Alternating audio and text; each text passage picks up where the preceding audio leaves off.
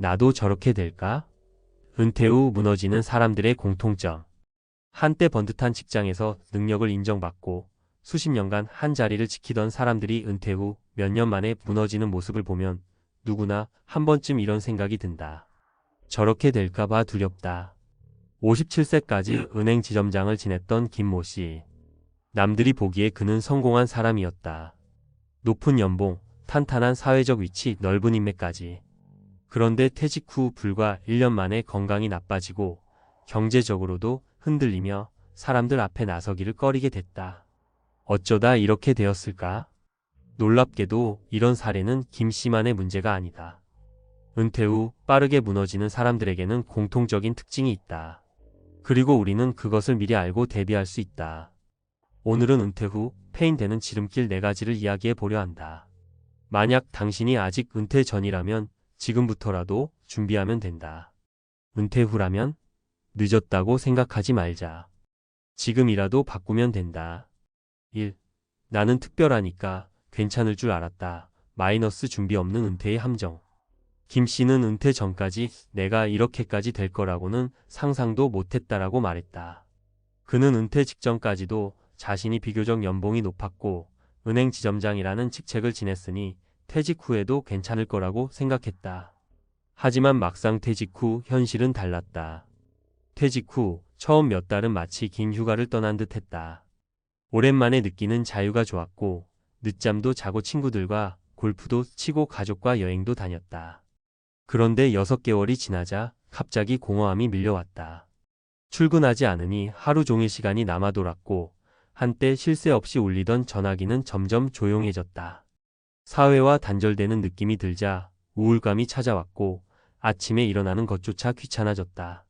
이런 패턴을 반복하는 사람들은 많다. 퇴직 후 갑자기 삶이 무너지는 건 나는 괜찮을 줄 알았다라는 착각 때문이다. 현실적으로는 직장이라는 울타리가 사라지면 누구나 흔들릴 수밖에 없다. 해결책. 은퇴 전부터 일과 없는 하루를 어떻게 보낼지 고민해야 한다. 취미, 재취업, 사회활동 등 삶의 목표를 미리 설정해 둔다. 나는 예외다 라는 생각을 버리고 퇴직 후의 현실을 직시한다. 2. 돈은 충분하겠지? 마이너스 착각 속에서 무너진 경제력. 김 씨가 퇴직 후 처음 몇 개월 동안은 별 걱정을 하지 않았던 이유는 퇴직금과 저축이 있었기 때문이다. 어차피 연금도 나오고 12년은 편하게 살아도 되겠지. 하지만 예상보다 돈이 빨리 줄어들기 시작했다. 퇴직 후에도 소비 습관은 그대로였고 고정 수입이 줄었는데도 전과 같은 생활을 유지하려다 보니 은행 잔고가 빠르게 줄어갔다. 어느 날 아내가 말했다. 당신 아직도 우리가 돈 많은 줄 알아? 한번 가계부 좀 봐. 그제야 김 씨는 현실을 깨달았다. 자신이 생각했던 것보다 돈이 오래가지 않는다는 걸. 더 큰 문제는 경제적으로 불안해지자 자신감도 사라지고 무기력해졌다는 것이다. 돈 걱정이 생기면서 점점 사람들과 만나기를 꺼리게 되었고 결국 집에만 틀어박히게 됐다. 해결책. 은퇴 후 예상되는 생활비를 현실적으로 계산해야 한다. 소비 패턴을 미리 조절하고 지출을 줄이는 연습을 해야 한다. 고정적인 수입연금, 투자, 파트타임 일자리 등을 마련해 두어야 한다. 3. 사회적 관계? 그냥 자연스럽게 이어지겠지? 마이너스 인간관계 단절의 위험성. 김 씨는 퇴직 전까지 수많은 사람들과 연락하며 바쁘게 지냈다. 그런데 퇴직 후 연락이 점점 줄어들었다. 회사에서 매일 보던 동료들과는 자연스럽게 멀어졌고 후배들은 점점 연락이 뜸해졌다. 자신을 찾아주는 사람이 줄어드니 나는 이제 쓸모없는 사람이구나 라는 생각이 들었다. 사람은 사회적 동물이다. 그런데 은퇴 후 인간관계를 적극적으로 관리하지 않으면 점점 외톨이가 된다. 이 외로움이 심해지면 건강에도 영향을 미치고 심한 경우 우울증으로까지 이어질 수 있다. 해결책. 퇴직 후에도 유지할 수 있는 인간관계를 미리 만들어 놓는다. 새로운 모임 동호회, 봉사활동, 재취업 등에 적극적으로 참여한다. 혼자 있는 시간이 길어지면 위험 신호로 받아들이고 의식적으로 사람을 만난다. 4. 몸은 나중에 챙겨도 되겠지 마이너스 건강관리 소홀. 김 씨는 은퇴 후 점점 밖에 나가는 일이 줄어들었다. 출퇴근할 때는 그래도 하루 몇천 보라도 걸었지만 퇴직 후에는 집에서 TV만 보거나 스마트폰을 만지작거리며 시간을 보냈다. 운동은 좀 나중에 해도 되겠지. 그 결과 퇴직 후 1년 만에 체중이 10kg나 증가했고 당뇨 초기 진단을 받았다. 게다가 무기력함이 심해지면서 건강을 챙길 의욕마저 사라졌다. 결국 육체적, 정신적으로 무너지는 악순환이 시작된 것이다. 해결책. 퇴직 후에도 매일 일정한 운동 루틴을 유지해야 한다. 혼자서 하기 힘들다면 운동 모임이나 요가, 걷기 모임을 활용한다. 신체 건강이 곧 정신 건강이라는 걸 잊지 말아야 한다. 결론 은퇴 후 폐인으로 살 것인가? 새로운 삶을 시작할 것인가? 많은 사람이 은퇴 후 무너지는 이유는 준비 없이 맞이하기 때문이다. 어떤 사람들은 퇴직 후에도 활기차게 새로운 인생을 살아가고 어떤 사람들은 은퇴 후 폐인이 되어간다. 그 차이는 결국 준비와 태도에 달려 있다. 지금 이 글을 읽고 있다면 아직 늦지 않았다. 나는 저렇게 되지 않겠지라는 착각을 버리고 지금부터라도 은퇴 후의 삶을 미리 준비해보자. 당신의 은퇴는 얼마든지 새롭게 시작할 수 있다. 전문가 칼럼 은퇴 후 폐인이 되는 사람들의 공통점과 회복 전략. 왜 누구는 무너지고 누구는 새로운 삶을 시작할까? 누군가는 은퇴 후에도 건강하고 활기찬 삶을 살아가고 또 다른 누군가는 몇 년 만에 무기력해지고 경제적으로도 어려움을 겪으며 사회에서 멀어진다. 이 차이는 어디에서 오는 것일까? 오늘은 왜 은퇴 후 무너지는 사람들이 생기는지에 대해 조금 더 깊이 있게 이야기해 보려 한다. 그리고 이미 그런 문제를 겪고 있는 사람들에게 필요한 현실적인 해결책을 함께 살펴보겠다. 1. 은퇴 후 1년이 가장 위험하다. 마이너스 무너지는 시점을 아는 것이 중요하다. 은퇴 후 첫 6개월에서 1년 사이에 사람들은 본격적으로 변화의 충격을 맞는다. 평생을 직장에 몸담았던 사람들은 매일 출근하고 회의하고 바쁘게 지내던 생활에 익숙해져 있다. 하지만 퇴직 후에는 갑자기 모든 것이 사라진다. 출근할 필요가 없고 정해진 스케줄이 없다. 해야 할 일이 없고 사람들도 찾아오지 않는다. 이 시기를 그냥 쉬는 기간으로 생각하며 시간을 보내는 경우가 많다. 하지만 시간이 지나면서 갑자기 공허함이 밀려오기 시작한다. 많은 퇴직자들이 생각보다 할 게 없다 라는 말을 한다. 어떤 사람들은 아침에 눈을 떠도 침대에서 일어나기 싫어진다고 말한다. 이 시기가 은퇴 후 첫 번째 위기다. 해결책. 은퇴 후 첫 1년간의 목표를 미리 정해둔다. 새로운 일상 루틴을 만들어 하루를 계획적으로 보낸다. 너무 오래 쉬지 않고 활동을 유지하는 것이 중요하다. 2. 무기력한 하루가 반복되면 뇌도 빠르게 늙는다. 한 가지 놀라운 연구 결과가 있다. 은퇴 후 활동을 멈춘 사람들의 뇌는 더 빠르게 노화한다. 이는 과학적으로도 증명된 사실이다. 퇴직 후 새로운 것을 배우거나 뇌를 쓰는 활동이 줄어들면 뇌의 기능이 급격히 저하된다. 특히 해마라고 불리는 기억을 담당하는 뇌 부위가 약해진다. 이 해마가 약해지면 단순히 기억력이 나빠지는 것이 아니라 감정 조절 능력도 떨어진다. 쉽게 말하면 무기력함이 심해지고 감정 기복이 커진다는 것이다. 아무것도 하기 싫다, 짜증이 많아진다, 우울한 기분이 든다 등의 변화가 나타나는 이유다. 해결책. 은퇴 후에도 꾸준히 새로운 것을 배우는 습관을 들인다. 독서, 글쓰기, 외국어 공부 등 머리를 쓰는 활동을 한다. 매일 일정량의 운동을 통해 뇌로 가는 혈류량을 증가시킨다. 3. 경제적 위기가 오면 자신감도 무너진다. 은퇴 후 경제적인 문제가 생기면 단순히 돈이 부족한 문제가 아니라 심리적으로도 큰 타격을 입는다. 돈이 없으면 자연스럽게 인간관계도 줄어들고 사람을 만나기가 꺼려진다. 또한 내가 무능력해진 건가? 라는 자괴감이 들면서 점점 움츠러들게 된다. 이런 상황이 반복되면 우울증으로 이어질 가능성이 커진다. 해결책. 은퇴 전에 현실적인 재무 계획을 세운다. 소비를 줄이고 경제활동을 이어갈 방법을 고민한다. 노후에도 할 수 있는 소일거리나 부업을 찾는다. 4. 은퇴 후 인간관계를 끊으면 병이 찾아온다. 퇴직 후 인간관계가 줄어드는 것은 자연스러운 현상이다. 회사에서 매일 보던 동료들과도 점점 연락이 끊기고 사회적으로 만나던 사람들과도 멀어지게 된다.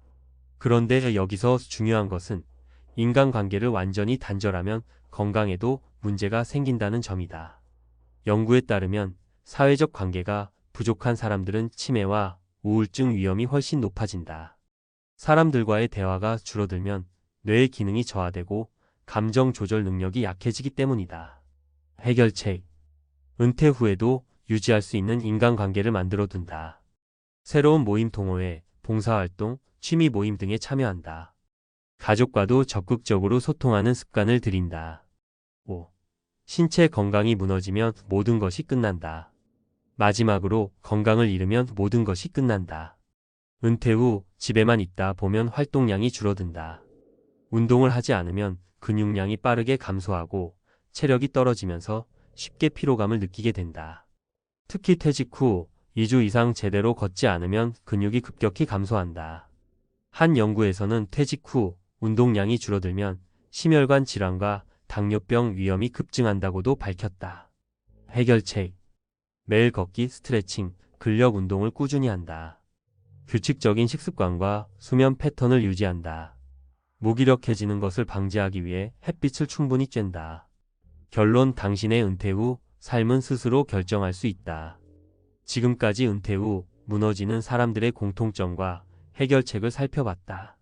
한 가지 확실한 것은 은퇴 후 폐인이 되는 것은 단순한 운명이 아니라 준비 부족과 습관에서 비롯된다는 것이다. 어떤 사람들은 은퇴 후 새로운 삶을 시작하고 어떤 사람들은 무기력해진다. 그 차이를 만드는 것은 바로 어떻게 준비하느냐이다. 당신은 지금 어떤 길을 선택할 것인가? 지금이라도 늦지 않았다. 지금부터라도 당신의 은퇴 후 삶을 새롭게 설계해보자. 오늘부터 할 수 있는 것. 하루 일과를 계획적으로 관리하기. 경제적인 준비를 철저히 하기. 인간관계를 유지하고 적극적으로 소통하기. 꾸준한 운동과 건강관리 실천하기. 은퇴 후에도 나는 여전히 가치 있는 삶을 살고 있다. 라는 생각이 들도록 스스로를 위한 새로운 삶을 만들어 나가야 한다. 당신의 은퇴 후 삶은 당신이 결정한다. 지금부터라도 준비하자. 아직 늦지 않았다. 58세 퇴직 후 개인 택시 도전. 손님은 없고 빚만 남았다. 여러분, 50대 후반이라는 나이가 어떤 의미인지 한번 떠올려 보세요. 젊었을 때처럼 체력도 넘치지 않고 직장에서는 슬슬 정년 이야기가 들려오고 주변은 하나둘 은퇴를 준비하는 분위기가 되기 시작하죠.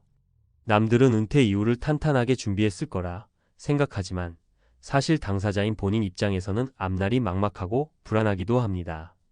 이쯤 되면 그래도 평생 회사 다니면서 열심히 벌었는데 이제 좀 편하게 쉬며 살면 되겠지라고 말하는 분들도 있고 혹시 모자랄 수도 있는데 뭔가 새로운 일을 해볼까 하는 분들도 있잖아요. 그런데 막상 은퇴 후 삶이라는 게 그렇게 간단치가 않습니다. 제가 오늘 전해드릴 이야기는 58세에 대기업을 퇴직하고 개인 택시에 뛰어들었다가 손님도 없고 빚만 남았다는 다소 안타까운 스토리입니다. 택시면 그래도 꾸준히 수입이 있지 않을까? 라고 가볍게 생각하는 분들도 많을 텐데 현실은 생각보다 훨씬 녹록지 않더라고요. 은퇴를 앞두고 이제부터 어떻게 해야 하지? 하고 고민하는 분들이라면 이 이야기를 통해 적어도 내가 무엇을 선택해야 할지, 무엇을 피해야 할지는 조금이나마 감을 잡으실 수 있을 거예요. 오늘은 사례 3가지를 중심으로 이야기해 보겠습니다. 1. 58세 개인 택시에 도전하다. 정석균 가명 씨의 이야기. 정석균 가명 씨는 58세가 되던 해 30년 넘게 다니던 대기업에서 명예퇴직 제안을 받았습니다. 그동안 성실히 회사 생활을 해왔지만 조직이 구조 조정을 진행하면서 더 이상 자리에 오래 머물 수 없겠다는 불안감이 컸죠.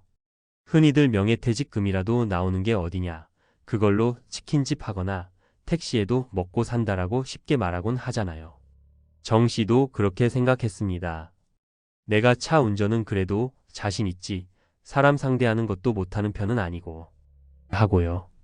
그래서 정 씨는 은퇴금으로 개인 택시 면허를 샀습니다. 적지 않은 돈을 들여서 말입니다.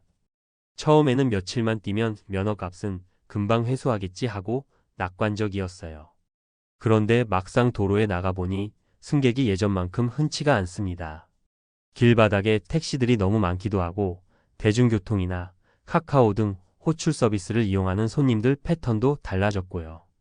또 경쟁이 워낙 치열하다 보니 손님이 몰리는 시간대가 아니라면 한두 시간도 그냥 흘려버리는 경우가 비일비재였습니다. 더 큰 문제는 나이를 먹으면서 체력이 예전 같지 않다는 점이었어요. 야간 운행을 해야 어느 정도 돈이 된다는 이야기를 듣고 처음 몇 달은 야간부터 새벽까지 운전대를 잡았습니다. 그런데 하루 이틀이면 모르겠는데 이게 일주일, 한 달 계속되니 허리가 아프고 눈도 침침해지더래요. 손님이 많아지는 밤 10시부터 새벽 2, 3시까지 집중해서 운행하다 보면 낮에는 거덜난 체력을 회복하느라 아무것도 못하게 됩니다. 자연스럽게 이대로 괜찮나? 라는 회의감이 들기 시작하죠. 그렇게 몇 달을 버텼는데 일은 고되고 수입은 생각만큼 따라오지 않는 상황. 결국 대출까지 받아서 생활비를 충당하게 되었고 그나마 남아있던 퇴직금도 눈 녹듯 사라졌습니다. 택시를 하면 내가 주인이고 시간도 내 마음대로 쓸 수 있을 줄 알았는데 이젠 내가 택시한테 잡아먹히고 있어요. 정 씨의 말입니다. 이후 그는 1년을 버티다 결국 개인 택시를 매각하고 조금 남은 돈으로 아주 작은 임대업을 시작했지만 손해본 금액이 너무 커서 쉽게 회복하기가 어렵다고 합니다. 은퇴 후 가게 운영 vs 택시 vs 다른 직업 3가지 사례로 보는 현실. 자, 여기서 두 번째 이야기로 넘어가 볼게요. 사실 은퇴 후에는 개인 택시만이 아니라 치킨집이나 편의점 또는 용역업체 파트타임 등등 여러 선택지가 있잖아요. 대체 나는 뭘 해야 하나? 라고 고민하는 분들을 위해 제가 아는 지인 3사람의 경험을 간단히 소개해 볼까 해요. 2-1 치킨집을 차렸다가 문 닫은 이 선배. 제 지인 중 한 명은 57세의 중소기업에서 퇴직하고 퇴직금으로 동네 골목 상권에 치킨집을 오픈했어요. 처음에는 치킨집이면 그래도 남녀노소 할 것 없이 좋아하니까 손님이 많을 거야 라고 생각했죠. 장사가 안 되면 배달 서비스라도 하면 되니까 큰 걱정은 안 했다고 합니다. 그런데 정작 배달 경쟁이 너무 치열했어요. 광고비, 배달앱 수수료, 재료비, 인건비 등등이 계속 늘어나는데 하루 매출은 생각보다 크게 나오질 않아요. 치킨 한 마리를 팔아서 남는 이윤이 예상보다 훨씬 작고 사람을 구해도 인건비가 비싸니 직접 배달까지 뛰어야 했죠. 몇 달 뒤부터는 허리도 안 좋아지고 몸이 망가질 정도였대요. 나중에는 가게 월세와 각종 유지비 부담이 커져서 1년 조금 넘기고 결국 폐업했습니다. 나중에 후회한 건 치킨집 많이 하니까 나도 대충 하면 되겠지라고 쉽게 생각했던 거죠. 열심히 해도 잘 안 되는 분야가 있는데 난 너무 무작정 뛰어들었어요. 이게 이 선배의 고백이었습니다. 2-2 60세에 택시 시작했다가 우울증까지 온 김 기사님. 다음 분은 60세가 되어 택시에 뛰어든 김 기사님 얘기입니다. 김 기사님은 원래 자영업을 하다가 부도가 나는 바람에 빨리 돈을 벌 수 있는 일자리를 찾아야 했다고 해요. 택시 면허만 따면 일을 시작할 수 있고 차량만 구하면 되겠다며 뛰어들었는데 현실은 달랐습니다. 첫째로 하루 12시간 이상을 운전해도 손에 쥐는 돈이 생각보다 적었고 보험료나 기름값 같은 고정 지출이 만만치 않았대요. 둘째로 밤낮 없이 운전하다 보니 개인 생활이 거의 사라졌고요. 운전을 계속하다 보니 허리, 목, 어깨가 다 아프고 나중에는 제대로 잠도 못 자서 불면증과 우울증까지 왔다고 합니다. 결국 김 기사님은 2년 정도 만에 택시를 완전히 그만두고 지금은 지인의 소개로 가벼운 사무보조 일을 하고 계시는데 이미 내 몸은 다 망가졌어요. 차라리 처자식 줄이더라도 무리하지 말 걸 그랬다라는 말씀을 하시더라고요. 2-3 공장 파트타임으로 다시 시작한 박 씨. 마지막은 박 씨 사례입니다. 박 씨는 55세 때 작은 회사에서 퇴직금을 받았지만 그다지 큰 금액이 아니었고 집 대출도 있어서 손쉬운 자영업에 뛰어들 엄두가 안 났대요. 그래서 주변에서 택시해 볼래? 라는 권유도 받았는데 본인은 밤에 일하거나 운전을 장시간 하는 게 무서워서 고민을 많이 했다고 합니다. 결국 박 씨가 선택한 것은 공장 파트타임이었어요. 부품 조립하는 단순 노동이면 가능하다 싶어서 시작했고 종일 서 있거나 반복 작업을 하다 보니 처음엔 몸이 많이 힘들었대요.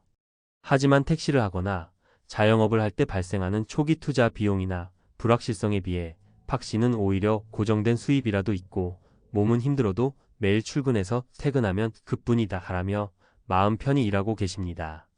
지금은 60대 초반이 되었지만 오히려 꾸준히 조금씩 모은 돈으로 매달 생활이 가능한 선에서 가계부를 맞춰가고 있다는군요. 박 씨가 늘 하는 말이 저도 한때는 택시나 가게 같은 거 하면 잘 될 줄 알았거든요. 근데 잘 안 됐으면 더 손해가 컸을 것 같아요. 차라리 힘들어도 수입이 일정한 공장 파트타임이 나한테는 맞았던 것 같아요입니다. 3. 은퇴 후 어떤 선택을 해야 할까? 위 사례를 보면 공통적으로 알 수 있는 게 있죠. 은퇴 후에는 무엇을 하든 쉽지 않다는 겁니다. 치킨집이든 택시든 혹은 공장 파트타임이든 어느 길 하나 만만치 않습니다. 하지만 중요한 건 본인의 체력과 성향, 그리고 재정 상태를 먼저 냉정히 파악하고 선택하는 거예요. 체력을 우선 생각하자. 50대 후반, 60대 초반에는 이전과 달리 갑자기 몸이 버거워집니다. 하루 10시간 이상 서 있거나 밤새 택시를 운전한다는 게 상상 이상으로 힘든 일이 될 수 있어요. 당장 잘해볼 수 있다는 자신감과는 별개로 장기적으로 내 몸이 견딜 수 있을지를 먼저 생각해야 합니다. 초기 투자 비용과 리스크를 따져보자. 개인 택시나 자영업은 초기에 들어가는 비용이 만만치 않습니다. 택시 면허, 차량 구입, 각종 보험료, 자영업이라면 인테리어, 장비 임대료 등등. 운 좋게 잘 되면 상관없지만 혹시라도 부진하면 그만큼 빚이 누적되기 쉽습니다.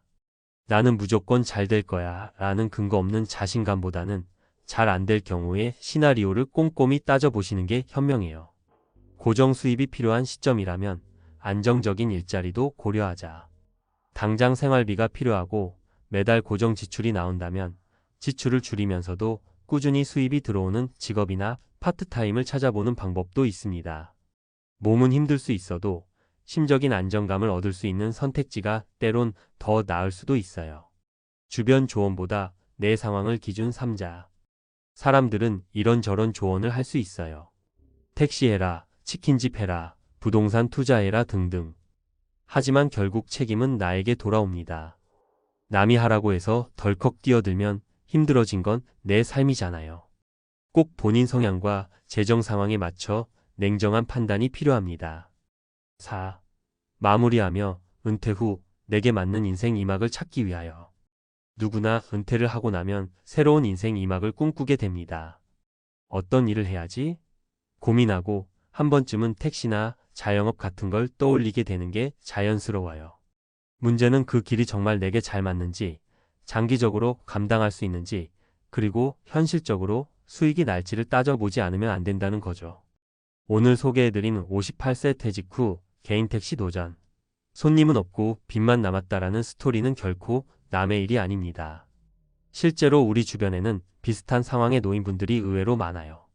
은퇴 후에 새로운 업종에 뛰어들었다가 폐업 혹은 부도 혹은 건강까지 망가져버린 사례가 흔합니다. 그만큼 준비가 부족했고 혹은 무작정 될 거야 하는 막연한 기대감이 화를 부른 셈이죠.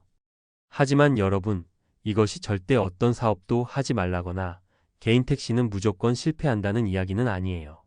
세상에 잘 되는 분들도 물론 있습니다.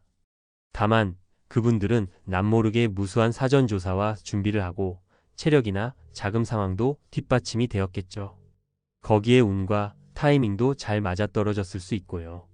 결국 은퇴 이후에는 나에게 맞는 길을 찾고 충분히 준비한 뒤에 도전하는 게 핵심입니다. 혹시 지금 은퇴를 앞두고 고민하시는 분이라면 오늘 이야기가 참고가 되길 바랍니다. 누구나 겪을 수 있는 시행착오를 조금이라도 줄일 수 있다면 그것만으로도 큰 의미가 있으니까요. 이제는 인생 100세 시대라고도 하잖아요. 58세 이후에도 아직 40년가량의 인생이 남을 수 있습니다. 그 긴 시간을 어떻게 보낼지, 어디에 투자할지, 어떤 일을 하며 살지 미리 고민하고 준비하는 것. 그것이 진정한 의미의 은퇴 준비가 아닐까 싶습니다. 여러분도 부디 신중히 그리고 오래도록 건강하게 여러분만의 길을 찾으시길 바랍니다. 언젠가 58세에 선택했던 내 길이 지금 와서 돌아보니 참 잘한 결정이었지라고 말할 수 있는 날이 오길 진심으로 응원합니다. 은퇴 후 당신의 하루는 안녕하십니까? 70세 퇴직 후 맞이한 첫 아침. 시계를 보니 오전 9시. 평소 같으면 회사에서 바쁘게 서류를 정리하고 있을 시간인데 거실 소파에 멍하니 앉아 있었다. 처음엔 퇴직 후의 자유가 좋았다. 늦잠도 자고 보고 싶었던 TV 프로그램도 실컷 봤다. 하지만 일주일 한 달이 지나자 허무함이 몰려왔다. 오늘 뭐 하지? 매일 이 질문이 반복되었다. 돈이 없는 것도 아니고 특별히 큰 병이 있는 것도 아니다. 하지만 마음 한구석이 허전하고 무기력했다. 가족들은 바쁘고 친구들은 하나둘씩 연락이 뜸해진다. 설거지를 하고 동네를 한 바퀴 돌고 하루 종일 TV를 보다가 잠드는 날들이 이어졌다. 그렇게 의미 없는 하루하루를 보내던 어느 날 우연히 취미 하나를 시작하게 됐다. 단돈 5만 원으로 말이다. 그리고 그것이 내 인생을 다시 살아있게 만들었다. 오늘은 은퇴 후 무료한 삶을 보내고 있는 분들에게 단순한 취미 하나가 얼마나 큰 변화를 가져오는지 이야기해 보려 한다. 그리고 실제로 많은 사람들이 취미 하나로 인생을 바꾼 사례를 소개하며 여러분도 지금 당장 시작할 수 있는 방법을 알려드리겠다. 1. 70세 퇴직 후 삶이 무료하다면? 단돈 5만 원으로 시작한 내 취미 이야기. 나는 40년 넘게 회사에서 일을 하며 늘 바쁜 삶을 살았다. 그런데 퇴직 후 그렇게 바라던 시간의 자유가 오히려 독이 되었다. 하루하루가 지루했고 TV만 보며 시간을 흘려보내는 내 모습이 싫었다. 그러다 어느 날 동네 도서관에서 무료로 진행하는 수채화 클래스라는 걸 발견했다. 준비물도 단순했다. 기본적인 물감 세트와 스케치북을 사는데 5만 원도 안 들었다. 솔직히 내가 그림을 하는 의심이 있었지만 무료니까 한번 가보자는 마음으로 시작했다. 놀랍게도 몇 번 붓을 움직이다 보니 마음이 편안해졌다. 뭔가에 몰입하는 경험이 정말 오랜만이었다. 그리고 점점 그림을 그리는 시간이 길어졌다. 나중에는 도서관에서 만난 사람들과 함께 전시회에도 가고 인터넷으로 그림 정보를 찾아보며 새로운 세상을 만났다. 그림을 통해 나는 다시 설레는 감정을 느끼기 시작했다. 집에서 혼자 멍하니 TV를 보던 사람이 이제는 주말마다 박물관에 가고 미술 관련 유튜브를 찾아보는 사람이 된 것이다. 이 모든 변화가 단돈 5만 원짜리 물감 세트에서 시작되었다. 포인트 작은 취미라도 좋다. 새로운 것을 배우고 시도하는 과정이 삶을 흥미롭게 만든다. 2. 취미 하나가 삶을 바꾼 3가지 실제 사례. 1. 65세 조기 퇴직 후 우울했던 김 사장님의 목공 DIY 이야기. 김 사장님은 30년간 운영하던 가게를 접고 조기 은퇴를 했다. 처음에는 푹 쉬면서 골프도 치고 여행도 다녔지만 시간이 지나자 무료함과 허무함이 몰려왔다. 그러던 중 우연히 목공 DIY 키트를 접하게 됐다. 처음엔 집에서 간단한 선반을 만들었는데 점점 재미가 붙었다. 나무 냄새가 좋았고 뭔가를 손으로 만들며 성취감을 느꼈다. 그렇게 하나둘 가구를 만들다 보니 주변 사람들이 우리 집에도 만들어 달라고 요청하기 시작했다. 지금은 은퇴 후 취미로 시작한 목공이 작은 수익으로까지 이어졌다. 가만히 집에 있던 내가 다시 바빠졌다며 김 사장님은 웃었다. 포인트 손으로 만드는 취미는 성취감을 주고 때로는 경제적인 기회까지 만들어준다. 이 72세 아내와 사별 후 방황하던 박 할아버지의 반려식물 키우기. 박 할아버지는 70세에 사랑하는 아내를 떠나보냈다. 혼자 남겨진 그는 한동안 아무것도 할 의욕이 없었다. 밥도 제대로 챙겨 먹지 않고 TV만 보며 하루를 보냈다. 그러던 중 딸이 작은 화분 하나를 선물해줬다. 처음에는 그냥 물만 줬는데 점점 식물이 자라는 모습이 신기했다. 이후 다양한 식물을 키우기 시작하면서 하루의 루틴이 생겼다. 아침에 일어나 물을 주고 잎을 닦아주고 새로운 화분을 찾아보며 시간을 보냈다. 지금은 아파트 작은 베란다가 작은 정원이 되었다. 이웃들과 식물 이야기를 나누고 직접 키운 허브를 나누면서 새로운 삶의 의미를 찾게 되었다. 포인트 반려식물은 정서적 안정감을 주고 삶의 활력을 불어넣는다. 3. 68세 평생 회사만 다니던 이 대리님의 배드민턴 동호회. 이 대리님은 평생 책상 앞에서 일만 하다 퇴직했다. 하지만 퇴직 후 집에만 있자 몸이 점점 무거워졌고 건강도 나빠졌다. 그러던 중 동네 공원에서 배드민턴을 치는 사람들을 보고 호기심이 생겼다. 운동을 거의 안 해본 몸이라 처음엔 힘들었지만 조금씩 배우다 보니 재미가 붙었다. 무엇보다 사람들과 어울리면서 사회적 관계도 회복되었다. 이제는 매일 아침 공원에서 사람들과 운동을 하며 활기찬 하루를 보내고 있다. 포인트 신체 활동은 건강뿐만 아니라 사람들과의 관계 형성에도 큰 도움이 된다. 3. 지금 당장 시작할 수 있는 취미 리스트.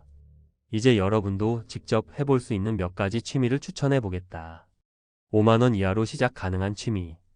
드로잉 스케치북 앤드 연필, 캘리그라피 붓펜, 반려식물 키우기 작은 화분 앤드 씨앗, 독서 도서관 활용, 일기쓰기 노트 앤드 펜, 외로움을 덜어주는 취미, 등산 모임, 악기 배우기 우쿨렐레 하모니카, 자원봉사 참여, 동호회 활동 사진 여행, 건강을 지켜주는 취미, 가벼운 요가 앤드 스트레칭, 걷기 앤드 조깅, 배드민턴 탁구. 마무리. 은퇴 후 3. 취미 하나로 다시 시작하자. 은퇴 후 삶은 어떻게 시간을 보내느냐에 따라 완전히 달라진다. 매일 같은 일상을 반복하며 무료한 삶을 사는 것과 새로운 취미 하나를 시작해 활기찬 삶을 사는 것. 당신은 어떤 선택을 하겠는가? 작은 취미라도 좋다. 일단 시작해보자. 그것이 당신의 인생을 구할지도 모른다. 70세 퇴직 후 무료한 삶 단돈 5만원짜리 취미가 내 삶을 구했다. 전문가 칼럼. 은퇴 후 인생 2막 취미 하나가 가져온 놀라운 변화. 퇴직 후가 더 행복할 줄 알았는데 이렇게 공허할 줄 몰랐다. 이 말은 60대, 70대 은퇴자들이 가장 많이 하는 이야기 중 하나다. 직장에서는 해야 할 일이 명확했고 출근길에 지하철을 타거나 사무실에서 동료와 커피 한 잔을 하며 소소한 대화를 나누던 것이 일상의 일부였다. 그런데 퇴직 후 그런 모든 루틴이 사라지면서 갑자기 시간이 넘쳐난다. 처음에는 여유가 좋지만 한 달, 두 달이 지나면서 삶이 무료하고 허무해진다. 이 시점에서 가장 중요한 것이 있다. 바로 내가 시간을 어떻게 보낼 것인가 하는 문제다. 대부분 은퇴자들은 경제적인 부분만 걱정하고 정작 중요한 삶의 질을 간과하는 경우가 많다. 하지만 행복한 은퇴 생활의 핵심은 좋아하는 것에 몰입하는 시간을 갖는 것이다. 오늘은 은퇴 후 무료함을 느끼고 있는 분들에게 취미 하나가 얼마나 큰 변화를 가져오는지 전문가의 시선에서 깊이 있게 다뤄보겠다. 1. 은퇴 후 삶이 무료해지는 이유. 일이 사라졌기 때문이다. 퇴직 전 우리의 하루는 매우 분주했다. 업무를 처리하고 거래처와 연락하며 동료들과 협업하고 상사의 눈치를 보는 등 크고 작은 일들이 계속해서 벌어진다. 바쁜 하루를 보내며 우리는 늘 퇴직하면 자유롭게 쉬고 싶다는 꿈을 꾸곤 한다. 하지만 막상 퇴직 후 해야 할 일이 사라지면 오히려 공허감이 커진다. 왜 이런 현상이 발생할까? 심리학적으로 보면 인간의 뇌는 목적 있는 행동을 지속적으로 원한다. 신경과학자들이 연구한 바에 따르면 도파민 행동을 유발하는 신경전달 물질은 목표가 주어졌을 때 가장 활발하게 분비된다. 직장 생활 동안 우리는 업무 목표가 있었고 그것을 달성하는 과정에서 성취감을 느꼈다. 하지만 퇴직 후 목표가 사라지면 뇌는 자연스럽게 무기력함을 느끼게 된다. 결국 은퇴 후에도 작은 목표와 몰입할 수 있는 무언가가 필요하다. 그 역할을 하는 것이 바로 취미다. 2. 취미 하나가 가져오는 놀라운 심리적 변화. 취미를 가지면 단순히 무료함을 채우는 것뿐만 아니라 심리적, 신체적으로 긍정적인 영향을 미친다. 실제로 연구 결과에서도 은퇴 후 규칙적인 취미 생활을 하는 사람들은 그렇지 않은 사람들보다 우울증 발생률이 30% 낮다고 보고되었다. 왜 그럴까? 몰입감. 취미는 현재에 집중하게 만들어 불필요한 걱정과 스트레스를 줄인다. 성취감. 작은 성취를 반복하며 자존감이 올라간다. 사회적 교류. 동호회나 모임을 통해 새로운 인간관계를 형성할 수 있다. 사례를 통해 좀 더 깊이 알아보자. 3. 은퇴 후 취미 하나로 인생이 바뀐 3가지 사례. 1. 55세 퇴직 후 인생이 재미없었던 박 사장님의 사진 취미. 박 사장님은 55세에 회사를 퇴직했다. 사업을 해볼까도 생각했지만 특별히 하고 싶은 일이 없었다. 은퇴 후 집에서 유튜브나 보고 가끔 친구들과 술 마시는 게 전부였다. 그러던 중 우연히 중고 장터에서 10만 원짜리 카메라를 발견했다. 예전에 여행을 다닐 때 사진 찍는 걸 좋아했던 기억이 떠올랐고 심심풀이로 한번 사봤다. 그리고 카메라를 들고 집 근처 공원에서 사진을 찍기 시작했다. 그런데 사진을 찍다 보니 이왕이면 잘 찍고 싶다는 욕심이 생겼다. 인터넷 강의도 찾아보고 사진 동호회에 가입했다. 취미로 시작한 사진이 점점 깊어지면서 여행을 다니며 사진을 찍는 재미가 생겼다. 결국 박 사장님은 본인의 사진을 SNS에 공유하기 시작했고 지금은 취미 사진가로 활동하며 소소한 수익까지 얻고 있다. 포인트 취미는 새로운 목표를 만들고 삶의 활력을 불어넣는다. 이 68세 퇴직 후 몸이 굳어가던 김 대리님의 요가 이야기. 김 대리님은 68세까지 회사 생활을 했다. 몸이 점점 굳어가는 것을 느꼈지만 특별히 운동을 할 생각은 없었다. 퇴직 후 TV 앞에서만 생활하다 보니 관절도 뻣뻣해지고 허리 통증까지 생겼다. 그러다 우연히 아내의 추천으로 동네 문화센터에서 하는 요가 수업을 등록했다. 처음엔 몸이 너무 뻣뻣해서 따라하기도 힘들었지만 점점 유연해지는 자신을 보면서 성취감을 느꼈다. 그리고 무엇보다 요가 수업에서 만난 사람들과 자연스럽게 대화하며 인간관계도 형성됐다. 현재 김 대리님은 일주일에 3번씩 요가를 하며 건강을 유지하고 있고 우울했던 기분도 많이 개선되었다고 한다. 포인트 신체 활동은 단순한 운동이 아니라 정신 건강까지 개선해준다. 3. 72세 반려견 훈련 취미로 인생이 달라진 최할아버지. 최할아버지는 72세의 아내와 사별하고 자녀들도 모두 독립한 후 집에서 혼자 생활하고 있었다. 어느 날 딸이 반려견 한 마리를 데려다 줬다. 처음에는 귀찮았지만 강아지와 함께 생활하며 애정을 쏟다 보니 삶의 의미가 생겼다. 그러던 중 반려견 훈련법을 배우면서 강아지를 훈련하는 것이 재미있다는 걸 깨달았다. 그래서 훈련 영상을 찾아보고 동네 공원에서 강아지들과 교류하며 반려견 훈련이라는 새로운 취미를 가졌다. 현재 최 할아버지는 동네에서 강아지 산책 전문가로 불리며 다른 사람들의 반려견도 산책시켜주면서 용돈까지 벌고 있다. 포인트 동물과 교감하는 취미는 정서적 안정감뿐만 아니라 생활에 활력을 준다. 4. 결론 은퇴 후 무료한 삶? 취미 하나면 충분하다. 퇴직 후 무료한 시간을 보내고 있다면 지금 당장 작은 취미 하나를 시작해보자. 특별한 것이 필요하지 않다. 중요한 것은 나만의 즐거움을 찾는 것. 지금 이 순간 한번 고민해보자. 내가 가장 마지막으로 몰입했던 것은 무엇인가? 내가 하고 싶었지만 시간이 없어서 못했던 것은 무엇인가? 그 답이 있다면 그것이 바로 여러분의 새로운 취미가 될 수 있다. 단돈 5만 원짜리 취미 하나가 여러분의 은퇴 후 삶을 완전히 바꿀 수 있다. 지금 시작해보자. 퇴직 후 택시기사로 성공하는 방법, 새로운 출발을 위한 실질적인 가이드. 퇴직 후의 삶은 누구나 한 번쯤 고민하게 되는 주제죠. 은퇴를 하면 이제 남은 인생을 어떻게 살아야 할지 막막할 수밖에 없어요. 젊은 시절 직장에서 쌓은 경험은 많지만 갑자기 일자리를 잃고 나면 새로운 도전을 하는 것이 두렵기도 하고 무엇보다도 경제적인 문제가 가장 큰 걱정거리죠.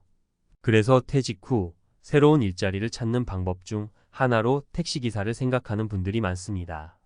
이번 글에서는 퇴직 후 택시기사를 시작할 때 알아야 할 실질적인 정보와 3가지 사례를 통해 그 가능성을 설득력 있게 설명해 드리겠습니다. 1. 안정적인 수입을 얻는 현실적인 방법. 퇴직 후 안정적인 수입을 원하는 분들께 택시기사는 꽤나 매력적인 선택이 될 수 있습니다. 특히 규칙적인 근무 시간이 아닌 내가 원하는 시간에 일을 할 수 있다는 점에서 많은 은퇴자들이 택시 운전을 선택하고 있죠. 택시기사로서의 삶은 처음에는 낯설고 어렵게 느껴질 수 있지만 점차 안정적인 수입을 얻을 수 있다는 장점이 있습니다. 사례 1. 김씨는 60세에 은퇴 후 택시기사를 시작했습니다. 직장에서 퇴직금을 받았지만 매달 생활비가 빠듯한 상황이었죠. 그래서 김 씨는 오랜 고민 끝에 택시 운전을 배우기로 결심했습니다. 김 씨는 처음에는 하루에 56시간씩 일하며 적응하는 시간을 가졌고, 현재는 하루 8시간씩 일하면서 한 달에 200만 원 이상의 수입을 올리고 있습니다. 그는 택시기사는 내가 원하는 시간에 일할 수 있어서 다른 일에 비해 스트레스가 덜하고 퇴직 후에도 안정적인 수입을 얻을 수 있어 만족스럽다고 말했습니다. 2. 사회적 교류와 건강을 동시에 챙기는 방법. 퇴직 후 은둔 생활을 하며 사회적 고립을 경험하는 분들이 많습니다. 하지만 택시기사를 선택하면 사회적 교류와 함께 건강도 챙길 수 있습니다. 사람들과 매일 대화를 나누고 끊임없이 움직이며 활동적인 생활을 유지할 수 있기 때문에 신체적, 정신적으로 긍정적인 영향을 받을 수 있죠.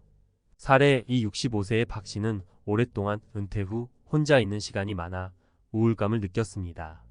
그는 외로움을 극복하고자 택시기사를 시작했는데 다양한 사람들과의 소통을 통해 점점 우울증이 해소되었습니다. 다양한 손님들과의 대화를 통해 얻는 에너지가 크더라고요. 사람들을 만나는 일이 이렇게 중요한 줄 미처 몰랐어요.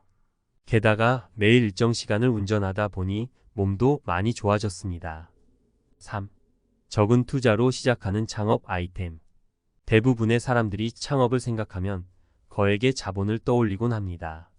하지만 택시기사는 상대적으로 적은 비용으로 시작할 수 있는 현실적인 창업 아이템이 될 수 있습니다. 자신이 보유한 차량을 활용하거나 중고 차량을 구매해 택시업에 뛰어드는 방법이 있기 때문이죠. 물론 면허 취득과 관련 법규를 잘 따르는 것이 중요하겠지만 많은 초기 자본을 투자하지 않고도 시작할 수 있는 점은 큰 장점입니다. 사례 3위 씨는 퇴직 후 적은 돈으로 창업할 수 있는 일을 찾고 있었습니다. 그는 사업 아이템을 고민하다가 개인 택시 면허를 취득해 택시기사를 시작했는데요. 중고차를 구입해 택시로 등록했고 사업 초기 비용은 적게 들었지만 매달 일정한 수입을 얻을 수 있었습니다. 큰 자본 없이도 시작할 수 있다는 점이 택시의 매력입니다. 또 시간 관리를 내가 할 수 있어서 좋습니다. 결론, 퇴직 후 택시기사로서의 가능성. 퇴직 후 새로운 직업을 찾는다는 것은 쉽지 않은 일입니다. 하지만 택시기사는 안정적인 수입, 사회적 교류, 건강 유지, 적은 투자 비용 등 다양한 장점을 가지고 있습니다. 세 가지 사례에서 보듯이 퇴직 후 택시기사를 선택한 사람들은 경제적으로나 정서적으로 긍정적인 결과를 얻고 있습니다. 물론 모든 직업이 그렇듯이 단점도 있지만 퇴직 후에도 경제적 자립과 건강한 생활을 유지할 수 있는 방법으로 택시기사는 충분히 고려해 볼 만한 선택입니다. 당신도 퇴직 후 택시기사를 통해 새로운 인생의 시작을 만들어 볼 수 있을 겁니다. 퇴직 후 택시기사, 성공을 위한 5가지 핵심 전략. 퇴직 후에 새로운 직업을 찾는 일은 많은 은퇴자들에게 큰 도전이 됩니다. 인생의 새로운 국면을 맞이할 때 어떤 사람들은 택시기사를 선택합니다. 택시 운전은 상대적으로 낮은 진입장벽, 유연한 근무시간, 그리고 지속적인 수입이라는 장점이 있죠. 하지만 시작하기 전에 반드시 고려해야 할 요소들이 있습니다. 이번 칼럼에서는 택시기사로 성공하기 위해 중요한 5가지 핵심 전략을 소개해 드리겠습니다. 1. 면허 취득과 법규 이해 준비 없이 시작하지 말자. 택시 운전을 시작하려면 우선적으로 면허가 필요합니다. 단순히 운전면허증만 가지고는 택시기사가 될 수 없어요. 여기에는 택시운전 자격증이라는 것이 따로 필요합니다. 이 자격증을 따기 위해서는 일정한 교육 과정을 이수해야 하고 이후에는 필기시험도 통과해야 하죠. 이 과정이 어렵진 않지만 미리 준비하고 관련 법규를 충분히 숙지하는 것이 중요합니다. 특히 지역별로 택시기사에게 요구되는 규제가 다를 수 있기 때문에 자신이 활동하려는 지역의 법규를 미리 파악하는 것이 필수입니다. 어떤 사람들은 이 부분을 소홀히 했다가 나중에 불이익을 겪기도 합니다. 사례 1. 62세에 퇴직한 김 씨는 퇴직 후 바로 택시기사를 시작하려고 했지만 자격증과 관련 법규를 미리 확인하지 않은 탓에 초기 과정에서 상당한 시간을 허비했습니다. 이후 그는 자격증을 따고 법규를 준수한 후에서야 본격적으로 일을 시작할 수 있었습니다. 김 씨는 미리 준비하고 법규를 숙지했다면 훨씬 수월했을 텐데 초반에는 정말 힘들었어요. 라며 준비의 중요성을 강조했습니다. 2. 차량 관리와 비용, 효율화, 유지비를 줄이는 지혜. 택시 운전은 차량을 꾸준히 운행해야 하는 직업이기 때문에 차량 관리가 굉장히 중요합니다. 차량을 자주 사용하는 만큼 유지비도 많이 들어가죠. 그래서 차량의 상태를 항상 체크하고 주기적인 점검을 통해 차량 수명을 연장하는 것이 필요합니다. 또한 연비가 좋은 차를 선택하는 것도 중요한 전략 중 하나입니다. 사례 2. 은퇴 후 택시기사를 선택한 이 씨는 처음에는 유지비를 크게 고려하지 않고 차량을 선택했습니다. 그러나 운행을 시작하고 나니 생각보다 많은 수리 비용과 연료비가 발생하면서 부담이 커졌죠.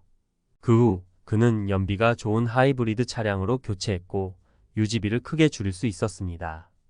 이 씨는 연비와 차량 상태를 꼼꼼히 따져보는 게 택시기사로서 성공하는 데 중요한 요소인 것 같아요 라고 말합니다. 3. 시간 관리의 중요성. 과로를 피하고 건강을 지키자. 택시기사는 자신의 시간을 자유롭게 관리할 수 있는 직업이라는 점에서 많은 은퇴자들에게 매력적입니다. 하지만 무작정 많은 시간을 투자한다고 해서 더 많은 수입을 올릴 수 있는 것은 아닙니다. 오히려 과로는 건강을 해칠 수 있고 결국에는 오랜 시간 일을 하지 못하게 만들 수 있죠. 퇴직 후에는 건강 관리가 무엇보다 중요한데 적절한 휴식과 효율적인 시간 관리를 통해 일과 생활의 균형을 맞추는 것이 중요합니다. 사례 3. 64세의 박 씨는 퇴직 후 택시기사를 시작하면서 하루에 12시간 이상 일을 하곤 했습니다. 처음에는 수입이 늘어나는 것 같았지만 몇 달 후에는 심한 피로감에 시달리기 시작했죠. 결국 그는 건강 문제로 잠시 일을 쉬어야 했습니다. 이후 박 씨는 하루 8시간 이내로 일하는 규칙을 세우고 꾸준한 운동과 휴식을 병행하며 건강을 지켰습니다. 그는 처음에는 수입을 늘리기 위해 무리하게 일했지만 이제는 건강이 가장 중요하다는 걸 깨달았어요 라고 말합니다. 4. 고객 응대 능력. 소통이 곧 수입이다. 택시기사로서 성공하려면 단순히 운전만 잘하는 것 이상으로 고객과의 소통 능력이 중요합니다. 택시기사로 일하다 보면 다양한 사람들을 만나게 되고 그들과의 대화가 큰 역할을 하죠. 특히 친절하고 긍정적인 태도를 유지하는 것이 중요합니다. 이는 단골 고객을 만드는 데도 큰 도움이 됩니다. 택시를 자주 이용하는 손님들은 자신과 대화가 잘 통하는 기사를 찾게 마련입니다. 긍정적인 소통은 평판에도 영향을 미치며 결국 장기적으로 수입을 늘리는 데 기여하게 됩니다. 사례 4. 송 씨는 은퇴 후 택시기사를 시작한 지 1년 만에 단골 손님들이 생기기 시작했습니다. 그는 손님들과의 대화를 통해 그들이 원하는 서비스가 무엇인지 파악하고 그에 맞춰 대응하는 것이 중요했어요. 단골 손님들이 늘어나니 수입도 안정적으로 유지할 수 있었습니다. 라고 설명합니다. 5. 장기적인 계획. 수립. 퇴직 후 삶을 설계하자. 마지막으로 중요한 것은 장기적인 계획입니다. 택시 운전은 단기적인 해결책이 될 수 있지만 장기적으로는 다른 직업이나 투자 계획과 함께 병행해야 할 수 있습니다. 퇴직 후에도 계속해서 수입을 창출할 수 있는 방법을 고민하고 택시 운전이 그중 하나의 선택지일 뿐이라는 점을 염두에 두어야 합니다. 따라서 장기적인 재정 계획과 은퇴 후의 삶에 대한 큰 그림을 그리는 것이 중요합니다. 사례 5. 67세의 윤 씨는 택시 운전을 시작할 때부터 은퇴 후에도 경제적으로 자립하기 위한 장기적인 계획을 세웠습니다. 그는 일정 수입을 모아 작은 카페를 창업했으며 택시 운전은 부업으로 이어가고 있습니다. 윤 씨는 택시 운전만으로는 부족할 수 있다고 생각했기 때문에 처음부터 다른 일을 함께 병행할 계획을 세웠어요. 지금은 택시 일도 하고 카페 운영도 하면서 여유롭게 생활하고 있습니다. 라고 말합니다. 결론. 퇴직 후 택시기사로 성공하는 길. 퇴직 후 택시기사로 성공하기 위해서는 단순히 운전만 잘해서는 안 됩니다. 면허 취득, 차량 관리, 시간 관리, 고객 응대, 그리고 장기적인 계획 수립까지 다양한 요소를 고려해야 합니다. 퇴직 후의 삶은 새로운 출발점이며 그 출발을 어떻게 준비하느냐에 따라 성공 여부가 달라질 수 있습니다. 위에서 소개한 5가지 핵심 전략을 잘 활용한다면 퇴직 후에도 경제적으로 안정된 삶을 유지할 수 있을 뿐만 아니라 건강과 사회적 관계도 유지할 수 있을 것입니다. 택시기사로서의 새로운 도전은 그저 수입을 위한 일이 아니라 삶을 다시 한번 풍요롭게 만드는 기회가 될 수 있습니다.